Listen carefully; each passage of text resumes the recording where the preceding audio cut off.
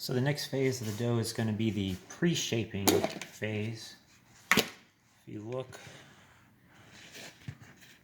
at our lines, we've doubled in bulk and volume during the fermentation period. We're going to take a little bit of flour and put that right over the top of the dough. And then you're going to have a lightly floured workspace, a little bit of flour there for your hands, and a floured board of some kind to put the pre-shaped dough ball on so it can rest before the final shape and proof. So then you're just going to basically turn the dough upside down, give it a second to fall out. Depending on how well you oiled the container, you may have to help scrape it out just a little bit. And get a little bit of this flour on our hands so the dough doesn't stick too bad.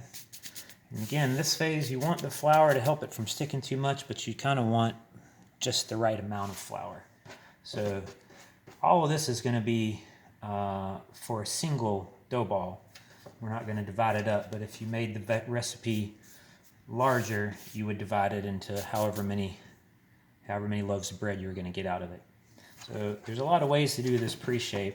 I do kind of an 8-way fold. There was 4, 5, 6, 7, 8. Just very loosely turn it over, tucking the ends under a little bit more flour in your hands if you need so it doesn't stick. Kind of shaping it by dragging it against the counter towards you. Then we're going to use the floured board over here to let it rest on for 30 minutes before we do the final shape and then the proof.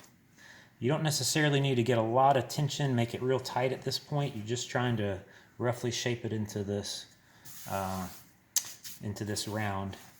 So we're going to gently lift, place on top of the floured board right there, and sometimes I'll use a parchment paper, which I left. Parchment paper makes it easy in the final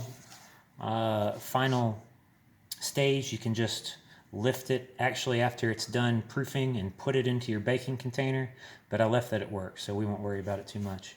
Anyway, I've done this circle right here, so you can see kind of the outline of where it is, and we'll check back in 30 minutes after it's had a chance to relax, and we'll do the final shape. You're going to want to put a little bit of flour over the top, and then, like we've been doing with the plastic, you want to cover it so it doesn't dry out. So we're just going to use this bowl because I don't have any of the plastic bags here. So we'll be back in 30 minutes.